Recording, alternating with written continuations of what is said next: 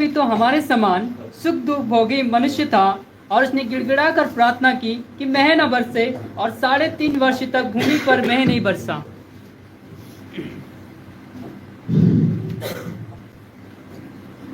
याकूब इस किताब को लिखता है और एलिया बीसी में था और वो लिखता है हमें एडी में। और ये याकूब की पत्री है और एलिया के बारे में वो यहाँ पर विश्लेषण करता है। हम सब समझते हैं एलिया सुपर नेचुरल आदमी था ना, मतलब अलौकिक शक्तियां एलिया के जीवन में थी और उसका एक भी शब्द कभी भी खाली नहीं गया। कहिए परमेश्वर की स्तुति हो, कहिए मेरे। तो ये बात आपको ख्याल रखना बहुत जरूरी है। तो यहाँ ये बताता है एलिया हमारे समान, जरा ध्यान से उस आयत को फिर से देखिए। एलिया भी तो हमारे समान सुख दुख भोगी मनुष्य था। हमारे समान, एलिया भी तो बिल्कुल हमारे समान सुख दुख भोगी मनुष्य था। एलिया मनुष्य ही था, पर अलौकिक सामर्थ्य को हम उसके जीवन के अंदर देखते हैं। अलौकिक प्रार्थना को हम उसके जीवन के अंदर देखते हैं। उसके कभी भी कहीं भी उसने जो कुछ भी कहा, एक शब्द भी एलिया का खाली नहीं जाता है। तो याकूब ये विवरण करता है आगे मनुष्य के बाद। और उसने गिड़गिड़ा कर प्रार्थना की कि मेह न बरसे, और 3.5 वर्ष तक भूमि पर मेह नहीं बरसा। सोचिए उसकी प्रार्थना, वो क्या कह रहा है? गिड़गिड़ा कर परमेश्वर से प्रार्थना की, क्या आसमान बंद कर दे। आज मैं बात करने वाला हूं आपसे प्रार्थना के विषय में, दूसरा आपकी जबान के विषय में, तीसरा आपके शब्दों के विषय में। आप मसीह लोग हैं, आप साधारण लोग नहीं हैं। ये बात आपको समझ लेना बहुत जरूरी। जितनी जल्दी आप इस बात को अपने मन में बिठा ले, उतना ही आपके लिए बेहतर होगा कि आप जो अपने आप को समझते हैं वो आप नहीं हैं। जो आप आईने में अपने आप को देखते हो वो आप नहीं है, पर आप सोचते भी नहीं है वो आप हैं। आप सोच नहीं सकते, समझ नहीं सकते। वो पावर हम सब के जीवन में परमेश्वर ने डाल के रखी है। तो यहाँ पर ये कहता है कि सुख दुख भोगी मनुष्य था, लेकिन मेह न बरसने के लिए उसने प्रार्थना किया। ये बात हमें समझना बहुत जरूरी है। इसका मतलब क्या? एक व्यक्ति आसमान को बंद कर सकता है क्या? ये बिब्लिकल में बता रहा है। मैं आपसे वही बात करने के लिए जा रहा हूं। प्रार्थना हमें डायरेक्ट परमेश्वर के सामने लेकर जाती है। जैसे ही हम प्रार्थना शुरू करते हैं, आसमान खुल जाता है और आसमान का परमेश्वर हमारे सामने आके खड़ा हो जाता है। बस हमें ही नहीं पता चलता कि आसमान खुला है और आसमान का परमेश्वर मेरे सामने आके खड़ा हो गया है। नहीं तो अब्राहम को पूछो, उसने 10 या 15 मिनट परमेश्वर को अपने सामने रोक के ही रखा है। बिल्कुल, उसने कहा 100, 50, 15, 10, 5, तो तब तक परमेश्वर वहां पर खड़े ही रहे। मतलब जब आप प्रार्थना जैसे ही शुरू करते हो, आसमान खुलता है और स्वर्ग का परमेश्वर आपके सामने हाजिर हो जाते हैं। कहिए परमेश्वर की स्तुति हो। पर ये हम प्रार्थना करने वाले, हम इसको जान ही नहीं पाते कि स्वर्ग का परमेश्वर मेरे सामने आ गया है। तो ये यहाँ पर तो प्रार्थना डायरेक्ट हमें परमेश्वर की उपस्थिति में लेकर जाता है। दूसरा, परमेश्वर के साथ हमारा संबंध जोड़ता है। तीसरा, परमेश्वर की पावर हमारे शब्दों के द्वारा एक्टिवेट हो जाती है, मतलब कार्यरत हो जाती है। तो इस प्रकार से हम जब भी परमेश्वर की हुजूरी में आते हैं, सोचिए, आपको सोचकर समझकर ही प्रार्थना करना बहुत जरूरी। जितना आप सोचकर प्रार्थना करेंगे उतना आपके लिए बेहतर है। क्योंकि यहाँ पर एलिया हमें बता रहा है कि उसने आसमान को बंद करने के लिए यहाँ पर प्रार्थना किया है, और कोई भी व्यक्ति आसमान को खोल भी सकते हैं, बंद भी कर सकते हैं। यहाँ पर मैं एक एग्जांपल यूज करना चाहूंगा। 2003 में हमने एक प्रोग्राम किया था छोटी मंडलेश्वर में। उस समय मैं छोटी खरगोन में रहता था और मंडलेश्वर में हमने जब प्रोग्राम किया, पहले दिन प्रोग्राम में किसी तरह की कोई दिक्कत नहीं थी। दूसरे दिन जैसे ही प्रोग्राम शुरू हुआ, बारिश आना शुरू हो गई, रिमझिम रिमझिम। ऐसे ओपन प्लेस में प्रोग्राम था, हमें भी समझ में नहीं कि करना क्या है। उस समय मैं भी प्रभु में नया नया था, तो मैंने इस किताब को पढ़ा है।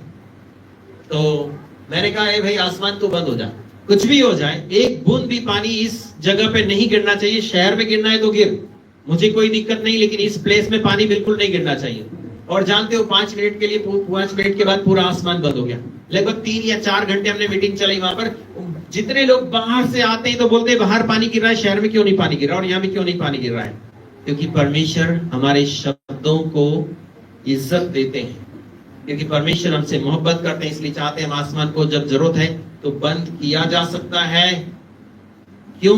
परमेश्वर चाहते हैं परमेश्वर के नाम को महिमा हो। तो मैंने यही कहा कि भाई प्रभु चाहते थे कि हम यहाँ पर आसमान को बंद कर दे। आप सुनने वाले जो मैं आपसे कह रहा हूँ ना, आप भी जो देख रहे हैं, तो आप इस तरह से कर सकते हैं, क्योंकि प्रभु की सामर्थ अद्भुत तरीके से हमारे जीवनों में काम करती है। आपके एक शब्द भी खाली नहीं जाएंगे। तो यहाँ पर एलिया ने सुख दुख भोगी मनुष्य था और उसने प्रार्थना किया कि आसमान बंद हो जाए, और सचमुच 3.5 साल तक उसने आसमान बंद कर दिया। उसका कारण ये रहा, भविष्यवक्ता के पास पावर है। दूसरा ये जो है, ये परमेश्वर की उपस्थिति में बैठने वाला व्यक्ति है। हर एक शख्स जो प्रभु पर भरोसा करते हैं उनको परमेश्वर की उपस्थिति में बैठना ही चाहिए। थोड़े समय के लिए नहीं, ज्यादा समय के लिए परमेश्वर के साथ बैठना चाहिए, ताकि परमेश्वर से अपने जीवन में पावर को हम अर्जित कर पाए। ये ज्यादातर हमको करना बहुत जरूरी, क्योंकि ऐसा होता है जिस प्रकार आप पैसा कमाते हो और अकाउंट में महीने में सैलरी आ जाती है, मतलब आपने पैसा कलेक्ट वहां पर किया, उसी प्रकार आप जितना समय परमेश्वर की उपस्थिति में बैठते हैं तो परमेश्वर की पावर हमारे जीवन के अंदर आने लगती है। हालेलुया। हालेलुया।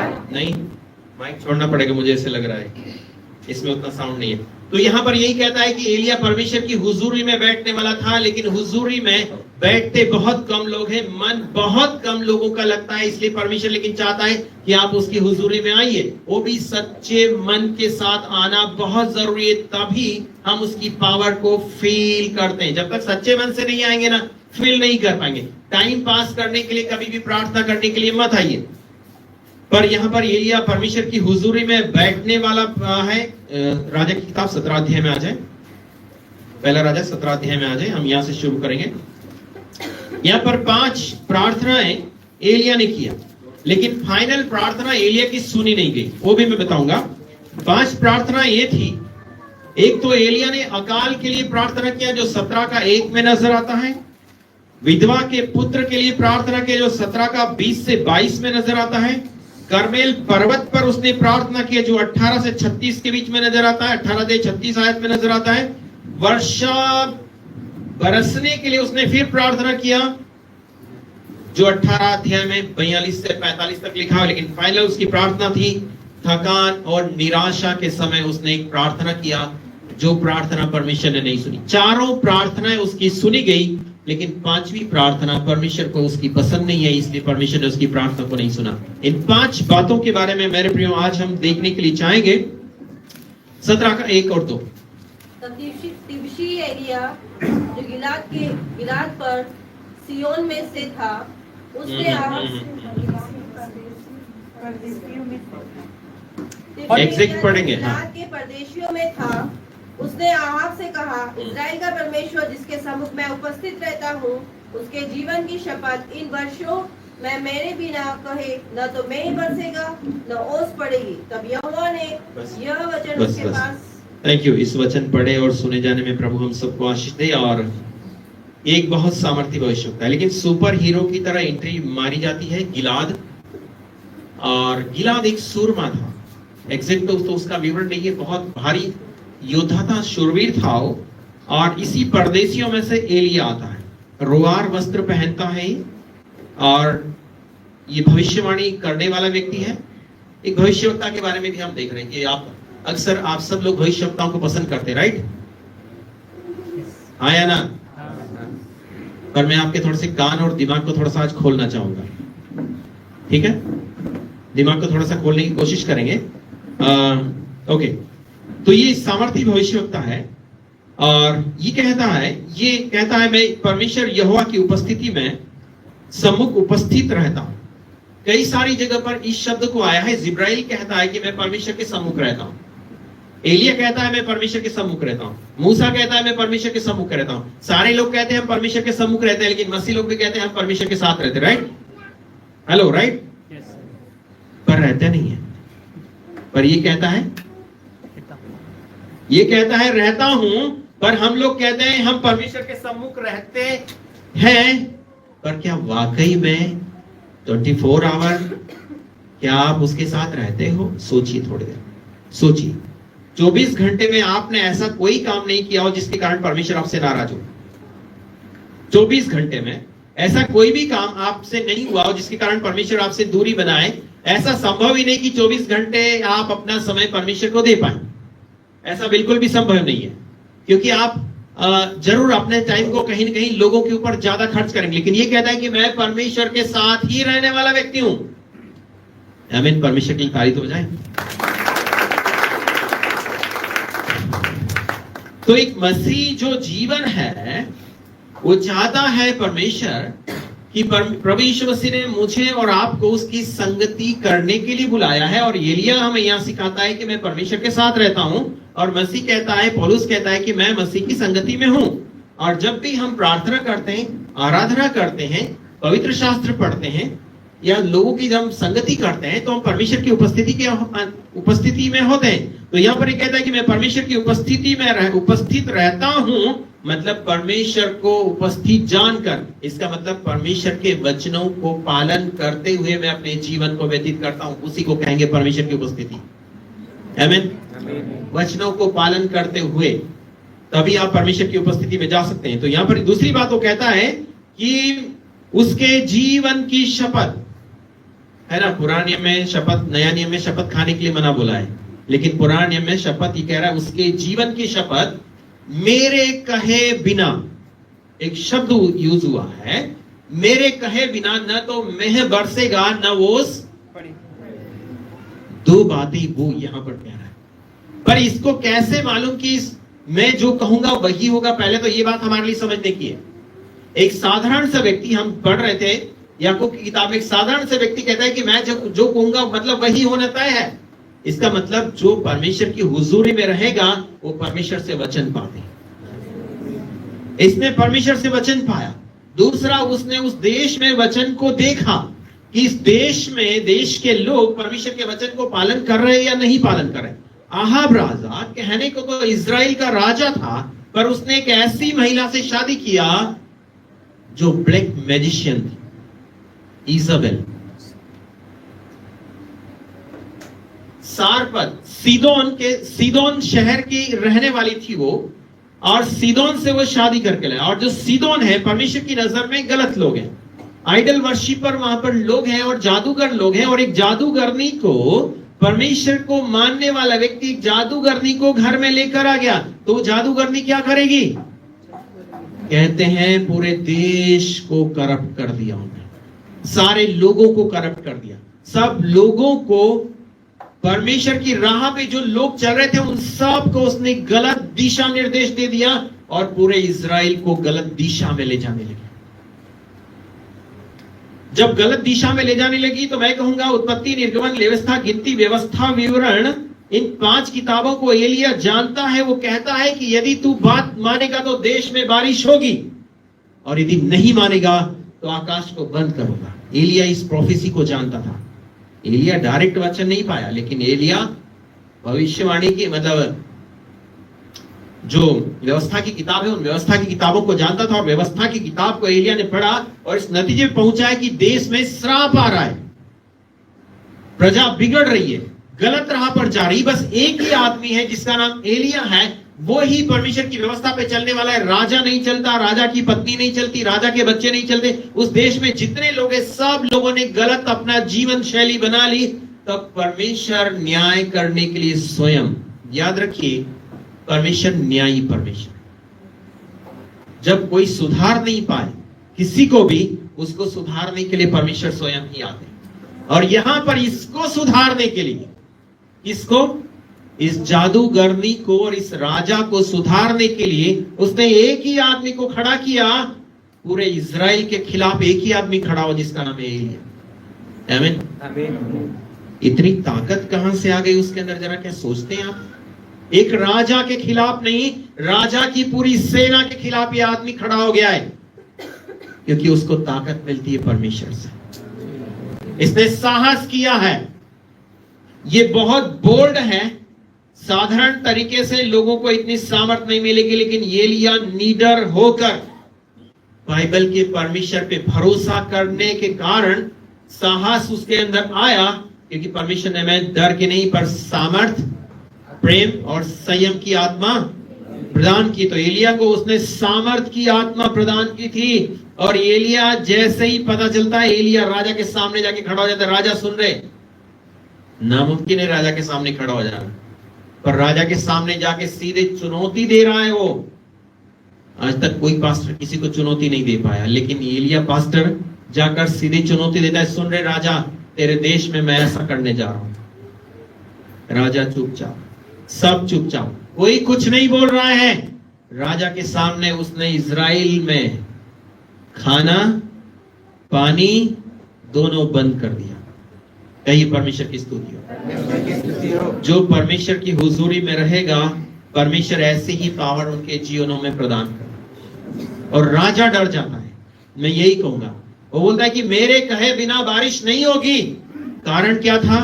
कि राजा तू बिगड़ गया है, राजा तूने देश को बिगाड़ दिया है, तू सुधर नहीं रहा है, तूने देश को पूरी तरह बर्बाद कर दिया है। इसके कारण परमेश्वर का श्राप इस देश के ऊपर आ रहा है और इसकी प्रार्थना सुनी गई है। कहिए परमेश्वर की स्तुति। पर ये भी सोचिए, एलिया जब प्रार्थना करेगा आसमान बंद हो जाएगा तो एलिया क्या खाएगा? ये भी बात सोचने की है। यदि मैं इस देश के लिए प्रार्थना करूं कि परमेश्वर आशीष दे, लेकिन मैं ऐसी प्रार्थना नहीं करूं, कुछ और प्रार्थना करूं, तो मैं भी तो भूखे मरना है, मुझे भी पानी नहीं मिलना है। पर कहता है जवान सिंहों को तो घटी हो सकती है, पर यहोवा के खोजियों को किसी बात की घटी कहिए परमेश्वर की स्तुति हो।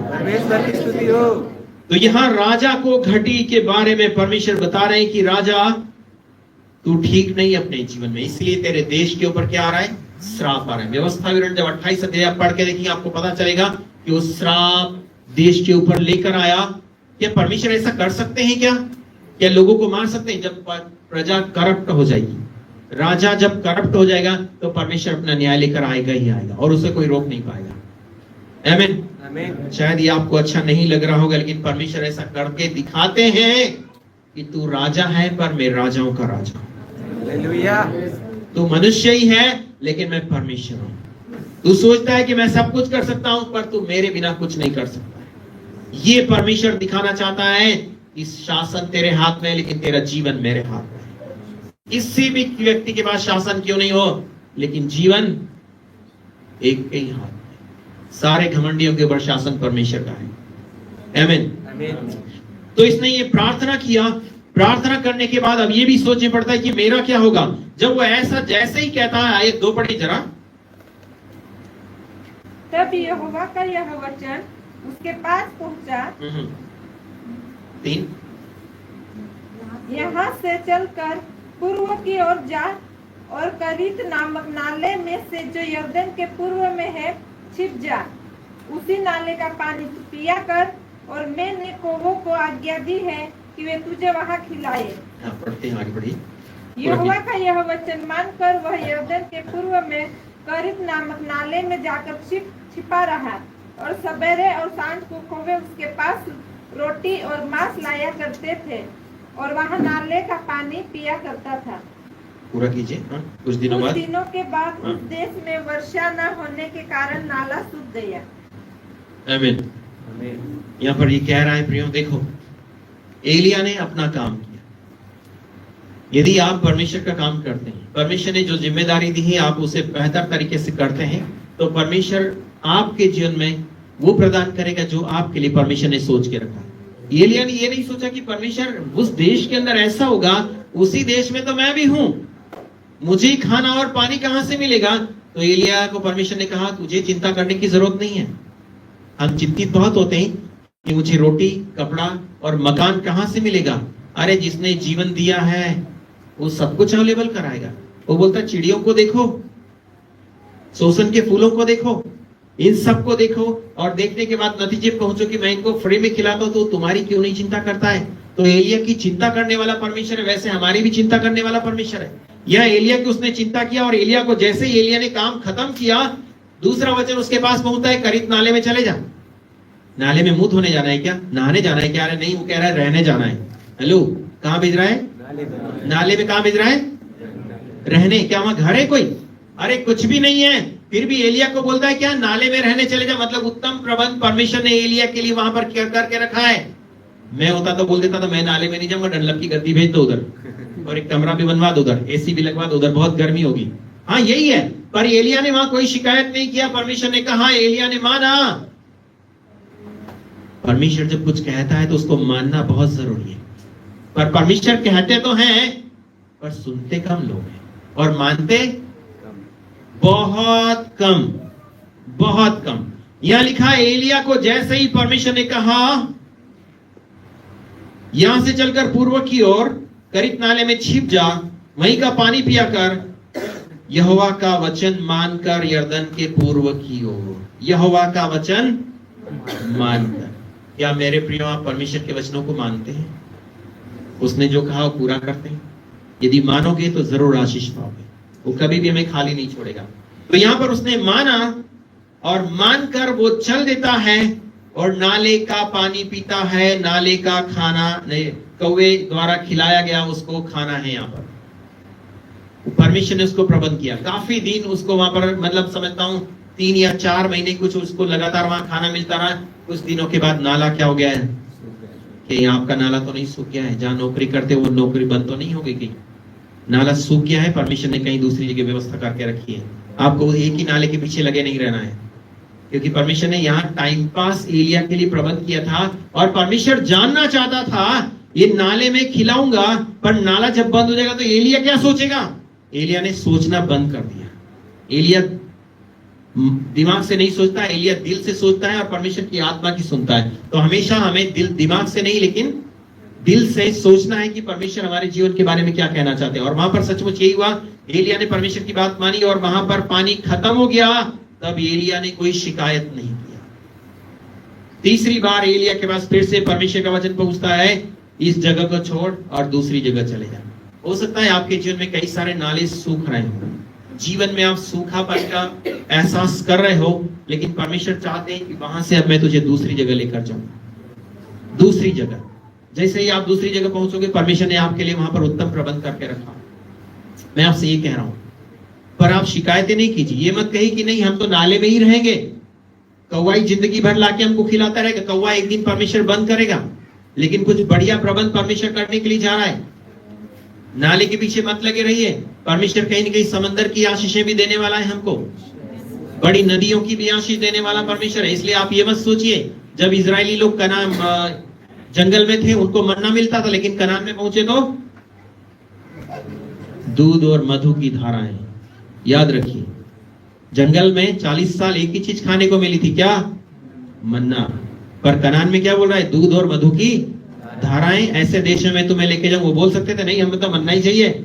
नहीं, परमेश्वर बदलता है, हमारे लिए हर चीजों को बदलता है, अलग अलग टेस्ट देना चाहता है ताकि हम उस अनुभव से गुजरते चले जाएं। और एलिया को यहाँ पर एक अनुभव यहाँ पर हुआ, और आपके जीवन में भी कई सारे अनुभव हुए होंगे, और उन अनुभवों को आगे लेकर चलते हुए आपको परमेश्वर पर भरोसा करते हुए सीखना चाहिए। क्योंकि वो अनुभव हम सिखाते हैं कि हमारा भरोसा अभी भी वही है या हमारा भरोसा आगे बढ़ गया है। लेकिन यदि आपका भरोसा आगे बढ़ा है तो परमेश्वर की स्तुति, और नहीं बढ़ा है तो आज अपने विश्वास को बढ़ाने की कोशिश कीजिए। एलिया का भरोसा था कि परमेश्वर ने मुझे नाले में कौवे के द्वारा खिलाया, और जब नाला सूख गया तो परमेश्वर मेरे लिए दूसरा भी प्रबंध करने के लिए तैयार। कहीं परमेश्वर की स्तुति हो। हम ऐसा ही सोचते थे, हम जब छोटी खरगोन में थे हम सोचते थे कि यही जगह बहुत अच्छी है, पर वहां के लोग चंदा देते ही नहीं थे। दूसरे पास्टर आएंगे ना, उनको कपड़ा भी दिलाएंगे, उनको चंदा भी देंगे, उनको खाना भी खिलाएंगे, पर मुझे और मेरे बच्चों को चाराने भी नहीं देते थे, घर खाना खाने भी नहीं बुलाते थे। मैंने कहा कोई बात नहीं। और 2-3 साल 4 साल वहां सेवा करने के बाद हम सोचते थे ये बहुत अच्छी जगह और यहाँ के लोग अच्छे, इन्हीं में रहेंगे। एक दिन उसने बोला तेरा डेरा यहाँ से उठ गया, दूसरी जगह चल। अरे मैंने कहा ऐसा मत करो, मेरे तो झटका लग गया, क्योंकि मैंने कहा ऐसा मत करो, नहीं बोले तुझे दूसरी जगह जाना होगा। मैंने कहा मेरे पास जाने की व्यवस्था नहीं, बोले हम करा देंगे। जाने की व्यवस्था करा दी। हम सेंधवा पहुंच गए। जब सेंधवा में पहुंचे हम यहाँ दाल ही रोटी खाते थे। सुनिएगा, यहाँ पर खाली हम कभी भी चिकन लाके नहीं खाते थे, अंडा लाके नहीं खाते, सिर्फ दाल और रोटी।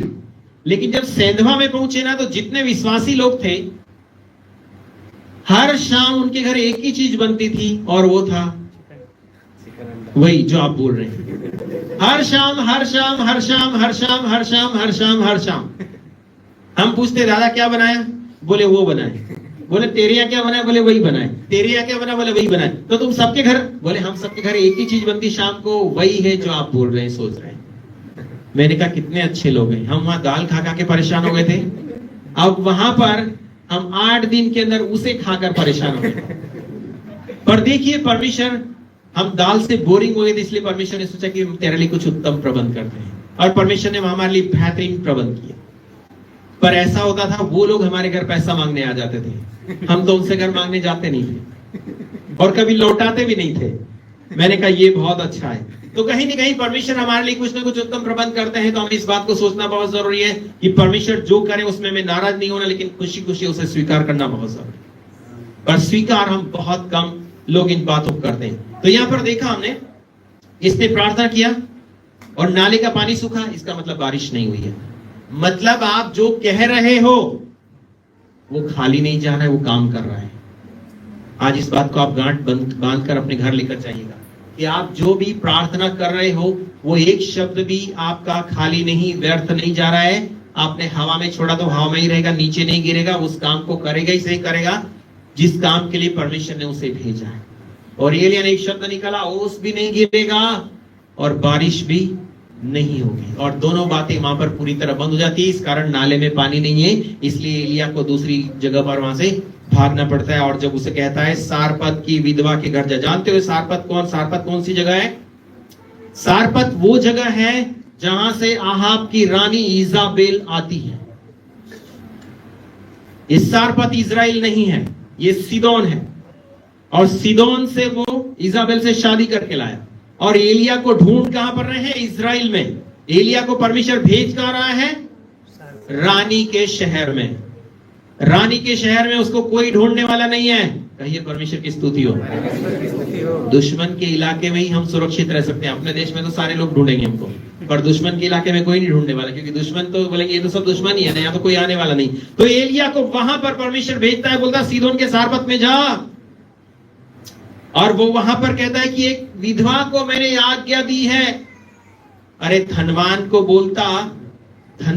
बोलता, पैसे वाली महिला को बोलता कि उसके घर में बहुत सारे, मतलब 50 क्विंटल गेहूं भरा है, चना भरा है, मसूर भरा है, सब कुछ भरा है, उसके घर में जा, उसके घर में बहुत है और तू खाना। अरे परमेश्वर भी तरीका देखो परमेश्वर का, जिसके घर में फूटी कौड़ी नहीं है उसके घर परमेश्वर भेज रहा है। उस महिला को परमेश्वर आशीष देना चाहता है। समझिए आप, जिसके पास आशीष है वो तो बोल सकता था ना, अरे मेरे पास आशीष है इसलिए तू आया, तो तूने मुझे आशीष दी, तो फायदा क्या है तेरा? मेरे पास तो पहले से ही था। तो इसमें कोई परमेश्वर के नाम को महिमा नहीं मिलेगी।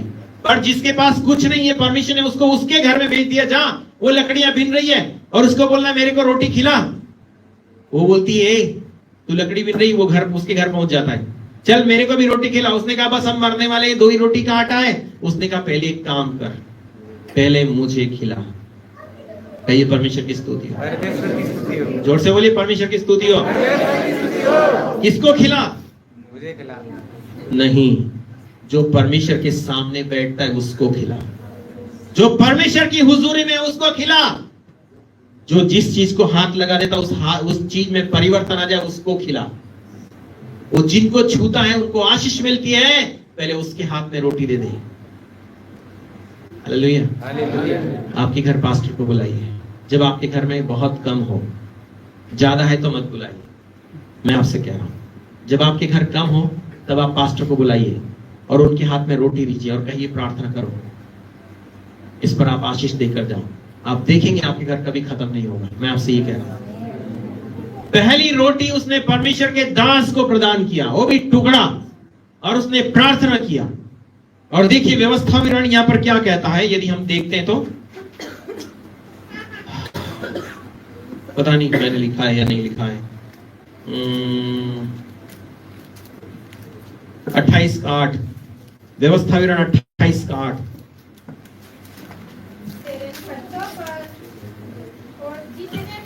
जोर से। तेरे छतों पर और जितने कामों में तू हाथ लगाएगा उन सबों पर यहोवा आशीष देगा। इसीलिए जो आमीन आमीन आमीन। क्या बोल रहा है?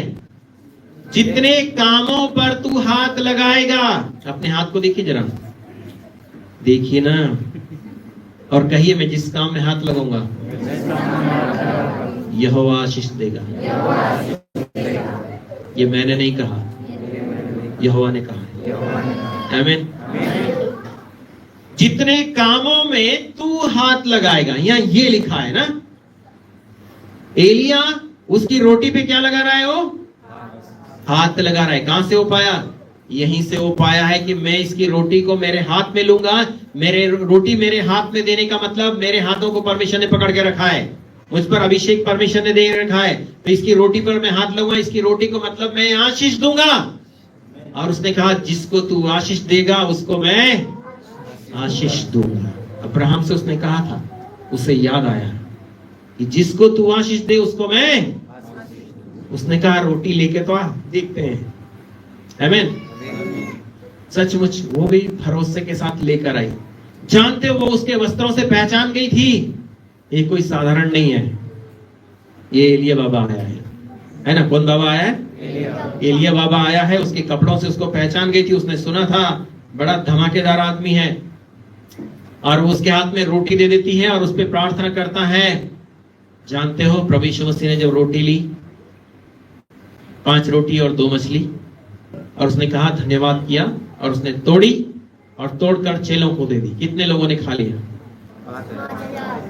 5 रोटी 2 मछली।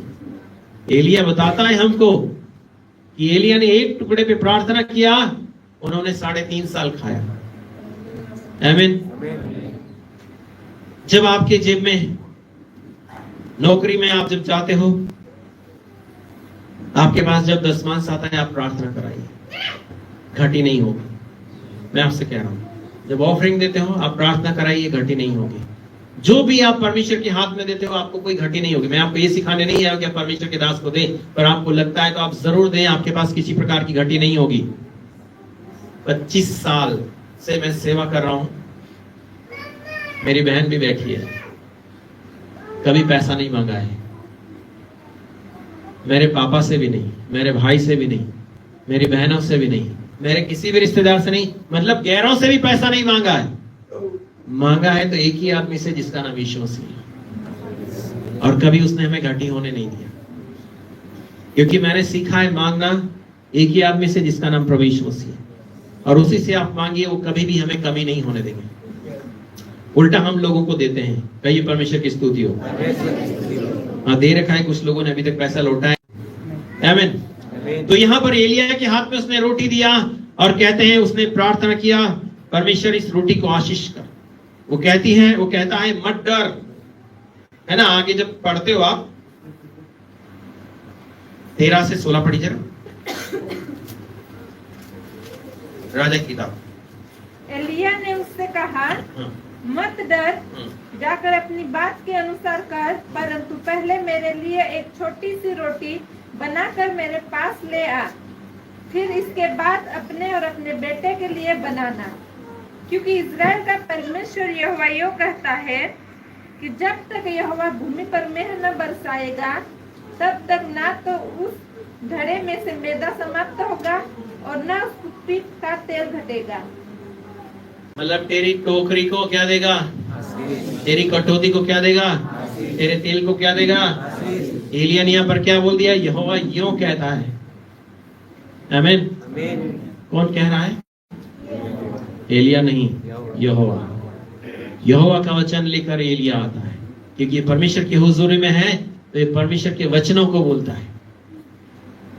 और इसने बोल दिया परमेश्वर के वचनों को कि जब तक मेंह नहीं बरसेगा, क्योंकि वो जान गया था कि मुझे यहाँ सीदोन में भेजा है, इसका मतलब जरूर कुछ न कुछ लेकर भेजा है।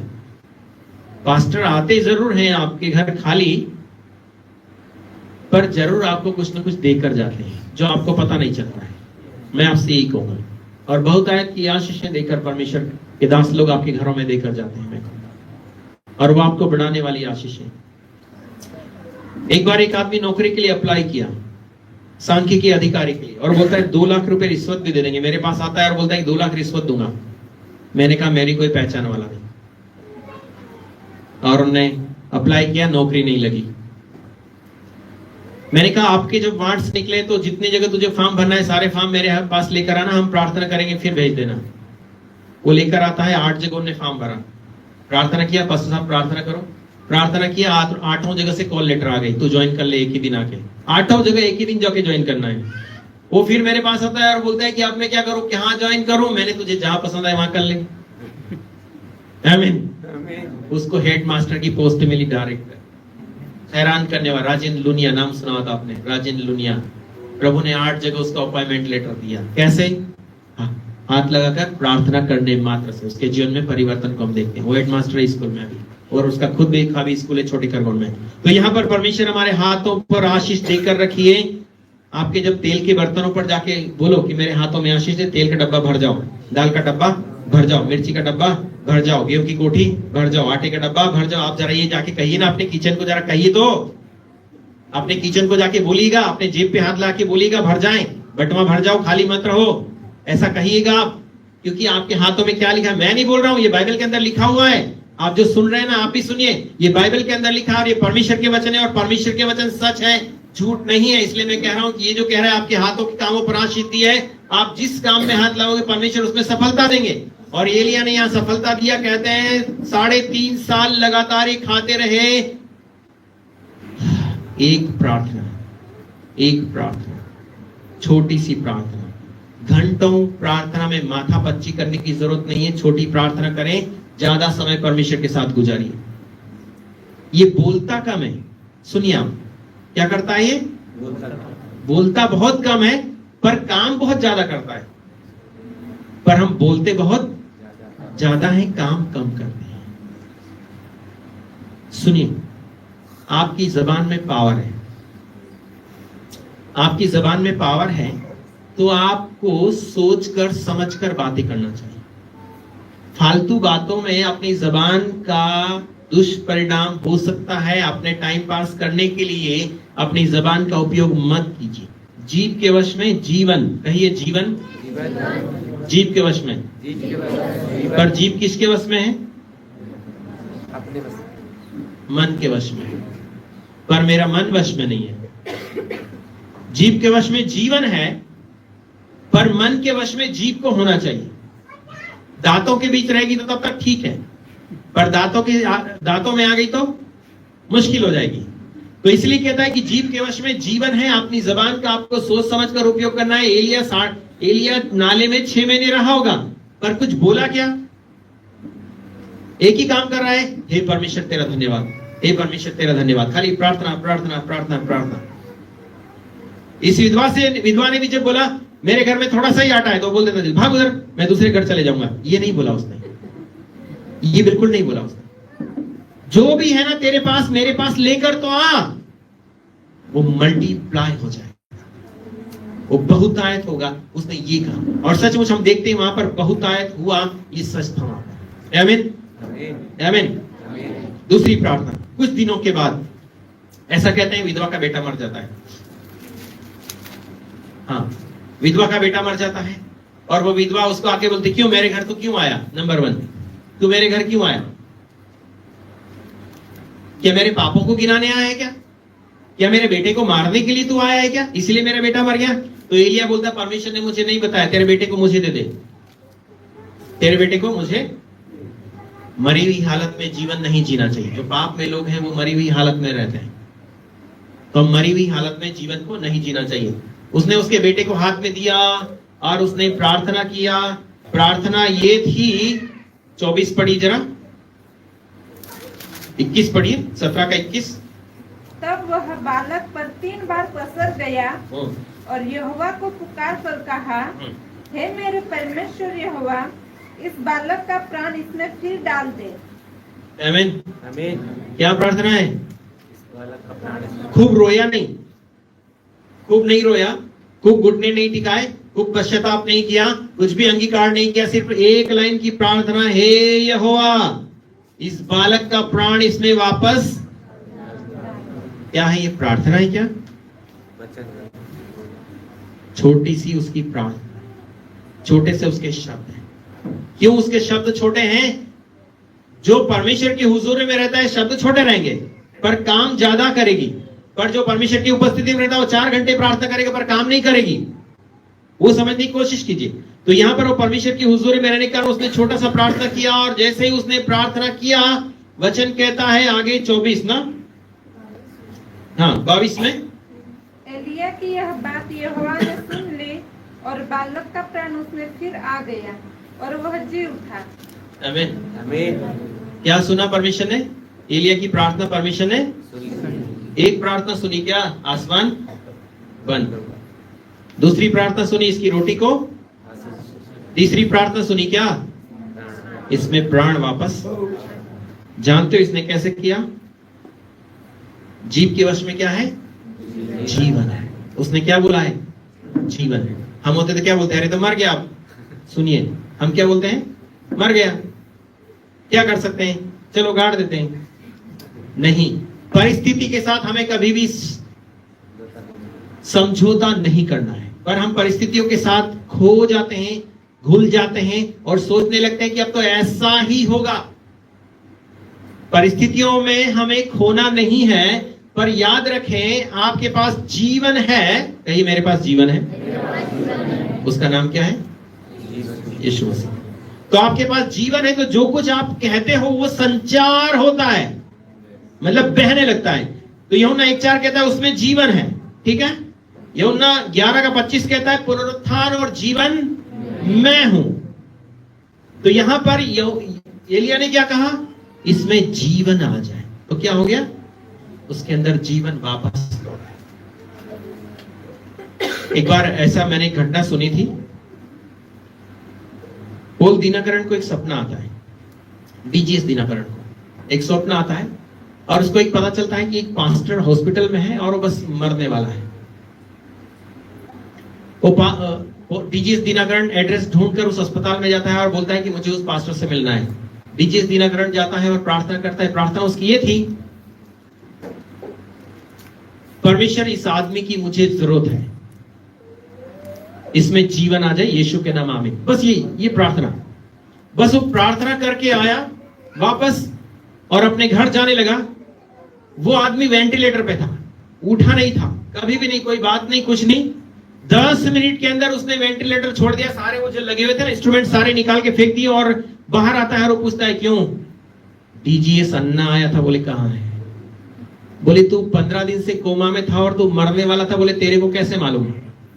बोले मैं स्वर्ग में था, और बोले एक दहाड़ने की आवाज आती है, शेर दहाड़ने की, और स्वर्ग में आवाज ये आती है कि मुझे इसकी जरूरत है, इसे वापस भेज दो। तब बोले मेरा आत्मा वापस शरीर में आ जाता है। तब मुझे पता चला कि ये डीजीएस दिनकरण की आवाज थी। आमीन। मैं कहूंगा वो बहुत सामर्थी है, और आप भी बहुत सामर्थी है, पर अपनी सामर्थ को समझने की कोशिश कीजिए। उसने कोई लंबी प्रार्थना नहीं किया था, उसने बहुत छोटी प्रार्थना किया था। हमारी प्रार्थना में सामर्थ है। क्यों? हम परमेश्वर के समीप रहने वाले लोग हैं। और वो जिंदा हो जाता है, और वो हैरान हो जाता है। जब डीजीएस दिनकरण छोटी सी प्रार्थना किया तो उन लोग ये समझे थे कि ये चंदा लेने आया होगा, और उन्होंने उसको 100 रुपए पकड़ाया। तो उसने कहा मैं कोई फकीर नहीं हूं कि तुम्हारे घर 100 रुपए चंदा लेने आया हूं, मुझे 100 रुपया नहीं चाहिए, चलो भाग जाओ। बोले उन्हें 100 रुपया नहीं लिया और घर चले जाता है, और आदमी जिंदा हो जाता है। और फिर बाद में वो आदमी डीजीएस दिनकरण के साथ सेवा करने लगता है। आमीन। तो वो है परमेश्वर जो हमारे शब्दों को सुनता है। आपके शब्दों को भी सुनने की ताकत परमेश्वर चाहते हैं, आपके शब्दों को सुने, पर जो कुछ कहें विश्वास के साथ कहिए। पर हम विश्वास का प्रयोग कहीं न कहीं, हमारा विश्वास थोड़े टाइम में थोड़ी देर में अच्छा विश्वास होता है, लेकिन थोड़ी देर में हमारा विश्वास कहीं कहीं हिलने लगता है। हिलिए मत इन दिनों में। यदि हिलेंगे तो हमारे लिए फायदेमंद नहीं है, क्योंकि हम शैतान को हिलाने वाले। कहिए, जोर से कहिए, हम शैतान को हिलाने वाले हैं। और उसको देख के हम ही हिलते हैं पहले। निकल जोर से, नहीं निकले तो हम ही निकल जाते हैं। यही तो होता है। ओके, यहां पर इसने प्रार्थना किया और उसके अंदर, बालक के अंदर प्राण वापस आ गया। मैं आपको ये सिखाने की कोशिश कर रहा हूं कि आप जो कहते हैं एलिया साधारण व्यक्ति था, पर उसने जो जो कहा है वो सब चीजों को उसने होते हुए देखा है। प्रार्थना में वो ताकत है। प्रार्थना योद्धा बने इन दिनों में आप। परमेश्वर चाहते हैं हम इस पूरे शहर को क्या कर दें? उलट पुलट कर दें। क्या कर दें? पर आपकी जबान नहीं बोल रही ना, आप उलट पुलट नहीं कर सकते। समझिए आप इस बात को, जिसके अंदर होता है ना वो बोलता है, जिसके अंदर नहीं होता ना, कुछ नहीं हो गया था, हवा में बोल रहा है। हाँ बोल रहा है। हाँ, वो बात समझने की आप कोशिश कीजिए। जिसके अंदर होता है वो बोलता है, विश्वास आता है, विश्वास बढ़ता है, विश्वास पर विश्वास होगा तो बोलेगा ना, विश्वास है नहीं है तो बिल्कुल नहीं बोलेगा। तो यहां पर उसने कहा और किया। करमेल पर्वत पर फिर उसने प्रार्थना किया, और करमेल पर्वत पर जब उसने प्रार्थना किया तो वहां पर एक तरफ 450, एक तरफ समझ लो पूरा इजराइल, और एक तरफ एक वन मैन शो, एक ही आदमी। वो कहता है राजा को, मैं तुम्हें चुनौती देता हूं, आ जाओ तुम्हारे सारे लोग। पहले चुनौती देकर आया राजा को, पानी नहीं बरसेगा। अब राजा के सामने जाके फिर से खबर भेज देता है, अब मैं तुझे चैलेंज करता हूं, यदि यहोवा परमेश्वर है तो उसे ही मानेंगे, और बाल परमेश्वर है तो उसे के मानेंगे। और जानते हो बाल जो है, ये बाल नहीं मेरे नहीं है, आपके सिर में जो बाल है, बाल मतलब वर्षा लाने वाला देवता। इसने एलिया ने किसको चुनौती दिया है? वर्षा लाने वाले देवता को चैलेंज कर दिया है। ये देखता हूं तेरे बाल में कितनी ताकत है ना, तेरे बाल में कितनी ताकत है। मैं बंद कर दूंगा तो देखता हूं बाल खोल सकता है क्या? बाल 3.5 साल खोल नहीं पाया। उसने कहा मैं जब बोलूंगा तो ही खुलेगा, नहीं तो बंद का बंद ही रहेगा। इसलिए आप समझ लें, आप जो कहेंगे ना वो होगा। मैं आपसे कह रहा हूं, आप जो कहेंगे होगा। कहिए, मैं जो कहूंगा होगा। मैं आपसे ये कहूं, मैंने एक पेड़ को सुखा दिया था ठीकरी में, बोला था मैंने क्या? हाँ, मैंने एक पेड़ को, बादाम को नाली में लगाया हुआ था, उसको सुखा दिया था प्रार्थना करके, और पेड़ सूख गया था। वो सामने वाली आंटी बोलती क्या हुआ इसे? मैंने को मालूम इसको क्या हो गया है, मैंने इसकी जड़ों को सुखा दिया है। प्रार्थना करने से पेड़ सुखाया जा सकता है, प्रार्थना करने से बारिश लाया जा सकता है, प्रार्थना करने से सेवफल घर में लाया जा सकता है, बिना बाजार जाए घर में आ सकता है, चिकन भी आया जा सकता है, जो आप चाहेंगे आपके घर में वो सब आ सकता है। आप जिस रंग का शर्ट आप पसंद करते वो भी आपके घर चल के आ सकता है, आपको जाने की जरूरत नहीं है। प्रार्थना में वो पावर है। मैं आपसे ये कह रहा हूं, ये सब अजमाए हुए नुस्खे हैं मैं जो आपसे बयान कर रहा हूं, मैं कोई हवा में नहीं ठोक रहा हूं, ये सब देखा है मैंने इतने साल। मैंने एक महीने में, दिसंबर महीने में 2 साल पहले एक प्रार्थना किया था, मुझे 1 लाख रुपए चाहिए दिसंबर महीने में, और दिसंबर महीने में 1 लाख रुपए आया। क्या चाहते क्या हो आप? हेलो, आपकी चाहत ही आपकी मनसाओं को पूरा करेगा, पर यदि मन के अंदर चाहत नहीं तो पूरा होना नामुमकिन है। जो आप परमेश्वर से चाहते पहले मन के अंदर लेकर तो आइए, परमेश्वर उसे साकार रूप प्रदान करेंगे। हमें इस तरह जीवन जीने की जरूरत नहीं, बार बार बीमार, बार बार कमजोर, बार बार लाचार, बार बार मजबूर, इस प्रकार का जीवन मत जीजिए। आप सामर्थ्य जीवन व्यतीत कर सकते हैं। हमने घर भी खरीदा तो फ्री में ही मिला है हमको। मैं आपसे यही कहूंगा, पैसा कोई पास्टर के पास इतना सारा थोड़ी होता है, हमने कैश पेमेंट दिया है, पर पैसा भी किसी ने दिया है। मैं यही कह रहा हूं, वो सब एक चमत्कार है, सब एक चमत्कार है। मेरे जीवन में जितना है सारा चमत्कार है। परमेश्वर चाहता है आप भी चमत्कार पे भरोसा कीजिए, आप चलें, अपनी जबान पे यकीन कीजिए, और इस बाइबल के परमेश्वर ने भरोसा कीजिए, कभी भी आपको घटी होने नहीं देगा। इसलिए वो दाऊद राजा कहता है यहोवा मेरा चरवाहा है, लेकिन इसने एलिया ने भी गाया उससे पहले, यहोवा मेरा चरवाहा है, मुझे नाले में भी घटी नहीं है। यहोवा मेरा चरवाहा है, मुझे सारपत की विधवा के घर में भी घटी नहीं है। तो आपको भी कहना है यहोवा मेरा चरवाहा है, तो मेरी नौकरी में पैसा कम है फिर भी घटी नहीं है, ये बोलना है आपको। मेरी स्कूटी में पेट्रोल नहीं है फिर भी मेरी गाड़ी में घटी नहीं है, ये बोलना है आपको, पर चलेगी गाड़ी। तो यहाँ पर एलिया का प्रार्थना था, और एलिया ने सबको बुलाया और चैलेंज दे दिया कि मेरे कहे बिना कुछ नहीं होगा। ये कोई राजा है क्या? राजा की जबान में सामर्थ होता है। हाँ, ये राजाओं का, राजा का बेटा नहीं, अपॉइंट किया हुआ व्यक्ति है, जिसे कहते हैं एम्बेसिडर, राजदूत है। ये परमेश्वर ने इजराइल में राजदूत नियुक्त किया है, और ये राजदूत स्वर्ग से खबर राजा के पास लेकर आता है, राजा सुन, मेरी जबान में वो पावर है कि तू कुछ नहीं कर सकता, तेरी तलवार भाले में ताकत नहीं है। उसने कहा ठीक है देख लेते हैं। उसने आजमा लिया, 3.5 साल सब करके देख लिया, कुछ नहीं हुआ। फाइनली एलिया बोलता है चलो आ जाओ करमेल पर्वत पे, अब देख लेते हैं किस में दम है। उसने बुला लिया सबको, पहले एक काम करो, तुम ज्यादा हो, तुम ट्राई मार लो, अपने ईश्वर को पुकार के देख लो। और जानते हो कि उसने सुबह से 12 बजे तक ट्राई मारा, लेकिन एक बूंद पानी नहीं हुआ, कुछ नहीं हुआ। उल्टा उन्होंने अपने आप को घायल किया, नुकसान पहुंचाया और उनकी हालत खराब हो गई। तब एलिया बोलता है, ये मेरे पास आओ। यदि बाल परमेश्वर है तो उससे मानो, यदि यहोवा परमेश्वर है तो उससे मानो। उनने वेदी तोड़ दिया, उस पुरानी वेदी को, और लोगों को उसने आमंत्रित किया। जो लोग भटके हुए थे ना, बाल के पीछे लगे हुए थे, अब बाल के पीछे नहीं, अब किसके पीछे आ गए हैं? आमीन। एक ही शब्द क्या था? अब यहां आओ। अभी तुम सुबह से 12 बजे तक उसके पीछे लगे हुए थे, अब मेरे साथ आओ। और जब उनने उनको आमंत्रित किया, वो सब लोग उसके साथ आए। उन्हें घड़े पानी बुलाया, इजराइल के 12 गोत्रों के नाम लिए। क्यों गोत्रों के नाम लिए? क्योंकि परमेश्वर ने प्रतिज्ञा की है उनके साथ। अब्राहम, इसहाक, याकूब का परमेश्वर, ये प्रतिज्ञा उनके परमेश्वर ने उनके साथ की। तब उसने कहा, ए अब्राहम, इसहाक, याकूब के परमेश्वर, ये सब वचन मैंने तुझसे सुनकर ही किए हैं। यदि मैं तेरा दास हूं तो आग बरसा दे। बस ये प्रार्थना थी। क्या हो गया वहां पर? आसमान से आग बरसती है। चैलेंज यही था कि आग नहीं लगाना इसके अंदर, और उसने स्वीकार किया। और उसने जैसे ही प्रार्थना की, आग बरसी और सब कुछ भस्म हो जाता है। तब सब लोग चिल्ला उठते हैं, यहोवा ही परमेश्वर है। आमीन। इजराइल में जान फूंक दी किसने? एलिया ने। इतने दिन से बाल के पीछे, लेकिन आज किसके पीछे आ गए हैं?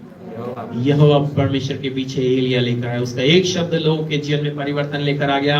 और उसने जो कहा कि आग बरसा कर परमेश्वर जवाब देने वाला परमेश्वर, सचमुच उसने आग बरसा कर जवाब दिया। ये भी शब्द एलिया का खाली। तो क्या आप सोचते हैं कि आपके शब्द खाली जा रहे हैं? क्या हम ऐसा सोचते हैं कि मेरे शब्द खाली जा रहे हैं? पर इसमें दो कंफ्यूजन है।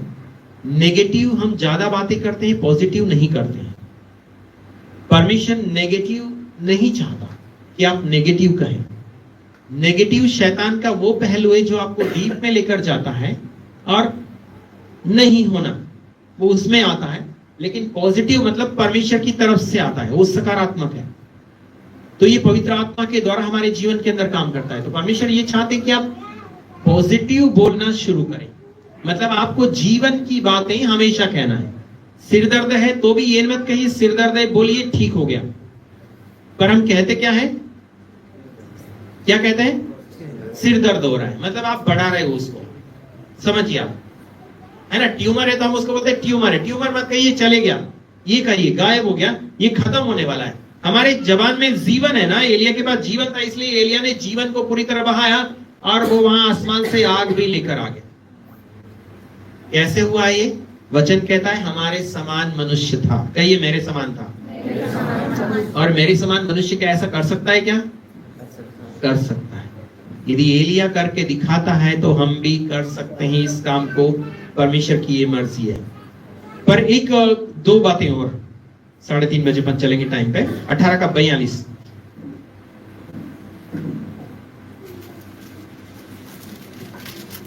तब आहाब खाने पीने चला गया, और एलिया कर्मेल की चोटी पर चढ़ गया और भूमि पर गिरकर अपना मुंह घुटनों के बीच किया।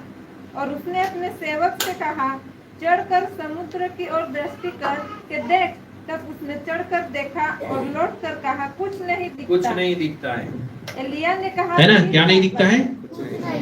आप भी जब प्रार्थना करते तो कुछ नहीं हो रहा है, कुछ नहीं दिख रहा है। एलिया को भी वहां कुछ नहीं दिख रहा है। पर याद रखें, आपको भरोसे की प्रार्थना करना है। एलिया ने हार नहीं मानी। एलिया जानता था कि मैंने परमेश्वर से सब कुछ कहा और परमेश्वर इस काम को पूरा करेंगे, क्योंकि मैं परमेश्वर पे यकीन करता हूं। एलिया ने हार नहीं मानी। एलिया ने एक बार प्रार्थना किया, एक बार सेवक को भेजा, दूसरी बार भेजा, 3 बार, 4 बार, 5 बार, 6 बार, 7 बार।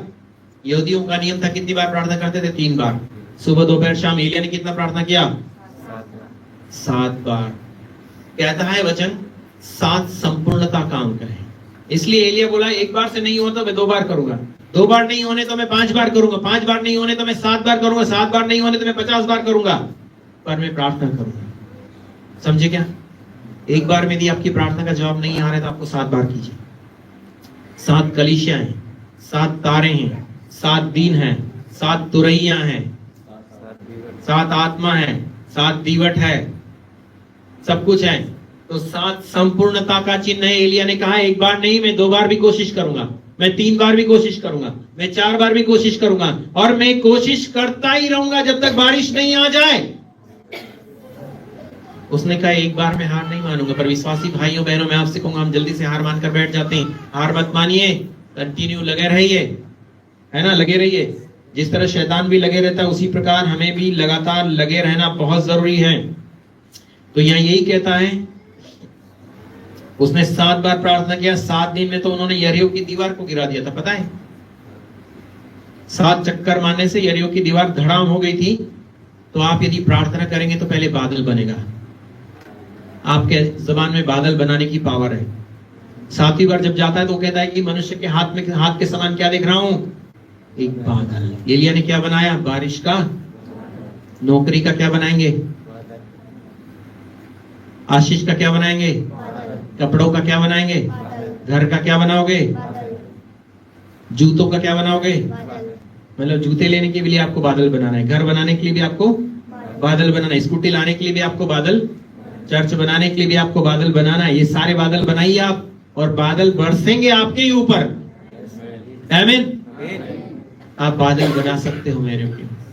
आशीष का बादल, संपन्नता का बादल, अनुग्रह का बादल, बुद्धि का बादल, ताकत का बादल, विकास का बादल, हर चीज के बादलों को आप बना सकते हैं। लेकिन आपकी प्रार्थना बादलों को बनाएगी। एलिया की प्रार्थना ने बादल बनाया। उसने कहा बस अब काम हो गया, ये बादल अब फैलेगा, ये बादल अब फैलेगा। और धीरे धीरे बादल फैलने लगा और वो पूरे शहर के ऊपर आ जाता है। एलिया को एलिया बोलता है बारिश होने वाली है, क्योंकि उसने बारिश को देख लिया था। विश्वास की आंखों से उसने देख लिया, और सचमुच ये कहते हैं बारिश होने लगी। 3.5 साल पहले उसने क्या बोला था, बारिश नहीं होगी, ओस भी नहीं गिरेगा। 3.5 साल बाद क्या बोलता है उसी राजा को, राजा सुन अब बारिश होने वाली, तू भाग। राजा को उसने भगाया, वो भी भागा, और राजा के रथ से वो आगे निकल गया। आमीन। इसके शब्द बारिश भी लेकर आते हैं। आप जो चाहें वो कर सकते हैं, पर अपने विश्वास को आजमाइए इन दिनों। शांत मत बैठिए, दृढ़ता के साथ आप प्रार्थना करें, विश्वास के साथ आप प्रार्थना करें, हार नहीं माने, हियाव के साथ आप लगातार प्रार्थना करते रहें, ताकि परमेश्वर के नाम की महिमा। एक और फाइनल चीज बोलकर मैं जल्दी से बंद करूंगा।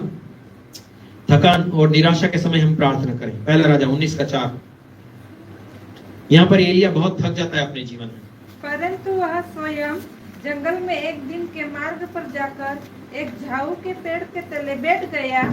वहाँ उसने यह कहकर अपनी मृत्यु मांगी, यहोवा बस है, अब मेरा प्राण ले ले, क्योंकि मैं अपने पुरखाओं से अच्छा नहीं हूँ। ये क्या कह रहा है, मेरा प्राण ले ले, मैं पुरखाओं से अच्छा नहीं। निराश व्यक्ति अपने लिए क्या प्रार्थना करता है, जिसकी नौकरी नहीं हो वो क्या प्रार्थना करता है, जिनके जीवन में आशीष नहीं वो क्या प्रार्थना करता है, जिनके पास घर नहीं वो क्या प्रार्थना करता है, जिनके जीवन में सब कुछ खत्म हो जाए वो क्या प्रार्थना करता है, जिनके जीवन में मन टूटा हुआ है वो क्या प्रार्थना करता है, अब मुझे जीना नहीं, मुझे मरना है। मरने वालों सुन लो, आज यीशु मसीह ने आपको मरने के लिए थोड़ी बुलाया गया, आपको जीवन देने के लिए बुलाया। मरेगा शैतान, कहिए हम तो जीवन पाएंगे। समय से पहले मैं क्यों मरूं, समझ में क्या बात। लेकिन हमारा भविष्य उज्जवल होगा, क्योंकि मेरे साथ एक आदमी तो है ना जो सब कुछ करता है, उसका नाम यीशु मसीह है। एलिया परमेश्वर की उपस्थिति था, जेब होगा पर पैसा नहीं था, नहीं झोली होगी पर उसके खाने के लिए नहीं था, पर जहां भी जाता था उन लोगों के जीवन बदल जाते थे, उन लोगों के हालात बदल कर रख दिए उसने। क्यों, परमेश्वर उसके साथ होने। कुछ हो या न हो, लेकिन यीशु मसीह है, और यीशु मसीह वो द्वार है जिसमें हम सब प्रवेश करें। भीतर बाहर आया जा करेंगे, चारा पाएंगे, कभी किसी प्रकार के जीवन में घटी नहीं होगी। ये शैतान कहता है तू निराश है, तेरा काम नहीं हो रहा, तू जीवन को समाप्त कर ले, उसको बोल तू चुप कर, तू कुछ नहीं गाड़ सकता। एलिया यहाँ निराश हो जाता है। आग बरसाने वाला, पानी बरसाने वाला, आसमान बंद करने वाला, मुर्दे को जिंदा करने वाला है, मेरा प्राण ले ले, मुझे जीना नहीं है। आप हार नहीं सकते, मैं फिर से कहूंगा, हारा हुआ एक ही आदमी शैतान। हम निराश नहीं हो सकते। जब हमारे मन की इच्छाएं पूरी नहीं होती तो हम सोचने लगते हैं कि मेरे मन की तो इच्छाएं पूरी नहीं हो रही, होगी, जरा शांत तो हो जाइए, मन को पहले शांत कीजिए। कभी कभी हम भी सोचते थे कि जीवन में कुछ नहीं होगा, पर मैं कहता था चिल्ला कर, नहीं सब कुछ होगा, क्योंकि मेरा परमेश्वर यहोवा है और वो मेरे लिए सब कुछ करता है। जब भी मुझे ऐसा लगता है कुछ नहीं बन पड़ता तो मैं जोर से चिल्लाता हूं। थोड़ा जोर लगा के चिल्लाइए ना, आपके मन में जो विचार चले ना वो भाग जाएंगे, शैतान काम करना बंद कर देगा और परिस्थिति आपके अनुकूल हो जाएगी। मैं आपसे ये कह रहा हूं, क्योंकि आपकी जबान में पावर है। हमें निराश होने की जरूरत नहीं है, आप आनंद में जीवन व्यतीत करिए। सुसाइड करने की बात कर रहा है कि मुझे मार दे, क्योंकि इजाबेल से वो डर जाता है। और डरने वाला व्यक्ति, जब कोई काम नहीं बन पड़ता तो मन के अंदर डर लगता है कि खाना कहां से लाएंगे, कपड़ा कहां से लाएंगे, घर कहां से बनाएंगे, बच्चों को पढ़ाएंगे कहां से, ये सब चीजों को हम सोचने लगते हैं। पर वो कहता है मैं उत्तम प्रबंध करूंगा, क्योंकि मैं तेरा परमेश्वर हूं, क्योंकि मैं तेरा चरवाहा हूं, क्योंकि मैं तेरा रखवाला हूं, क्योंकि मैंने तुझे बुलाया है, तो तू चिंता मत कर, मैं तेरी जरूरत को पूरा करूंगा। इतने साल हो गए, हमने घर लिया, पैसा उधार नहीं लिया, हमने बच्चों को पढ़ाया, पैसा उधार नहीं लिया, बीएससी नर्सिंग 2 को कराया, पैसा उधार नहीं लिया, बीएड कराया, पैसा उधार नहीं लिया। कभी भी परमेश्वर ने हमारे जीवन में घटी नहीं होने दी, क्योंकि मेरा भरोसा परमेश्वर का है। मैं इस वचन को मानता हूं कि जीव के वश में क्या है, जीव। तो हमेशा मैं जीवन की बातें करता हूं, और जितना ज्यादा आप जीवन की बातें करेंगे आप जीवन को देखोगे। परमेश्वर हमसे ये चाहता है। तो एलिया की प्रार्थना हमें यहाँ कई सारी बातों को, थकावट और निराश के समय जब आप परेशान है, दुखी हैं, पर जो दुखी होते हैं और जो थक जाते हैं वो प्रार्थना करते ही नहीं है, राइट? वो प्रार्थनाएं नहीं करते हैं, पर उस समय भी आपको प्रार्थना करना चाहिए। एलिया थक कर भी, चूर हो गया, डर कर भाग रहा है, फिर भी उसने प्रार्थना किया। फाइनल बात इसमें यह है, आप घर छोड़कर न जाएं यदि आप निराश हैं। दूसरा, आप चिट्ठी मत लिखिए। तीसरा, कुछ भी कोई मेडिसिन लेने की कोशिश मत कीजिए। बाइबल उठाइए, परमेश्वर के पास बैठिए, और या तो भजन गाइए। कोई दुखी हो तो क्या करें, भजन गाए, है ना, भजन गाए, भजन गाइए, जोर जोर से बोलो जय, मिलकर जय बोलो, जय यीशु की जय बोलो, जय मिलकर जय बोलो ना, बोलो जय यीशु की जय बोलो, जय जय। क्या करना है, बोलो जय, मिलकर जय बोलो, बोलो जय, मिलकर जय बोलो, जय यीशु की जय बोलो, यही करना है हमको। जब भी निराश हो गाना गाइए, निराशा भाग जाएगी। तो ये हमें सिखाता है भरोसा रखें परमेश्वर पे हर परिस्थिति में, वो हमारे अकाल हो या मृत्यु हो या शत्रु का सामना हो। दूसरा, दृढ़ विश्वास करें। तीसरा, धैर्य बनाकर रखें। चौथा, प्रार्थना में दृढ़ता के साथ बढ़ते चले जाएं। लेकिन इसमें आपको ये रखना है, फाइनल बात, धीरज रखिए। प्रार्थना जब आप करते हैं आपको धीरज रखना बहुत जरूरी है। जितना ज्यादा आपके अंदर धीरज रहेंगे, परमेश्वर उतना ही ज्यादा हमारे जीवन में प्रिय काम करें। आइए अपनी आंखें बंद करें, हम ध्यान को परमेश्वर पिता की तरफ लगाएं। हम सोचे थोड़ी देर, हमने कई सारी बातों को सीखा। एलिया के जीवन में हम देखते हैं एक शब्द भी उसका खाली नहीं जाता है। उसने जो भी प्रार्थनाएं की, परमेश्वर ने प्रियों उसकी सारी प्रार्थनाओं को सुना है, और उन सारी प्रार्थनाओं का जवाब प्रभु ने दिया है। और एलिया का परमेश्वर आज भी हमारा परमेश्वर। यदि आप भी सोचते हैं कि मैं निराश, हताश, दुखी हूं, ये आपकी प्रार्थना ये नहीं सुनी जा रही, तो ये हमारी गलत फहमी है, ये हमारे गलत विचार है। लेकिन आज प्रभु से कहें, प्रभु तू मेरी भी सुन। यीशु कहते हैं, पिता मैं जानता हूं तू सर्वदा मेरी सुनता है। आज हम भी कहें धन्यवाद कि आप हमेशा हमें सुनते हैं, आप हमें आशीष देते हैं, आप हम पर तरस खाते हैं, आप हम पर दया करते हैं। आज हम प्रार्थना करें अपने मन में कि प्रभु जिस प्रकार एलिया साधारण व्यक्ति था, लेकिन आपने उसकी सुनी, वो आपकी उपस्थिति में था। प्रभु हम भी चाहते हैं हम आपकी उपस्थिति में आ जाए और आपकी महिमा को लगातार करें। परमेश्वर हमारी प्रार्थना, हर एक पर पिताजी तेरा हाथ हो एलिया के समान। हर एक व्यक्ति प्रभु आपके समीप चले, आपकी उपस्थिति में बने रहे परमेश्वर, और ये आपसे सामर्थ को पाए प्रभु जी। कभी भी निराश, दुखी या हताश न हो। हर उस आत्मा को इनके जीवन से दूर कर, हर प्रकार की नेगेटिव एनर्जी इनके जीवन से दूर चले जाए, वरन इन सभी पर आपका अनुग्रह और आपकी दया हो पवित्र पिता। प्रभु जी दया कर तेरे लहू में हर एक को छिपा ले। जिस तरह आपने एलिया की तमाम प्रार्थनाओं को सुना, मेरी प्रार्थना इनकी भी सब प्रार्थनाओं को सुने। बदले में आप आशीष दें और आपके नाम की महिमा। प्रभु हर एक को हम आपके हाथों में समर्पण करते हैं। कलीसिया तरक्की करे, आराधना टीम तरक्की करे, आराधना टीम सफलता अर्जित करे और भी बेहतर प्रदर्शन करे और ये आराधना आपको ग्रहणशील हो परमेश्वर। जितने लोग दूर दूर से यहाँ आए प्रभु जी, सभी पर आपकी आशीष, सब पर आपकी कृपा, सब पर आपकी दया हो परमेश्वर।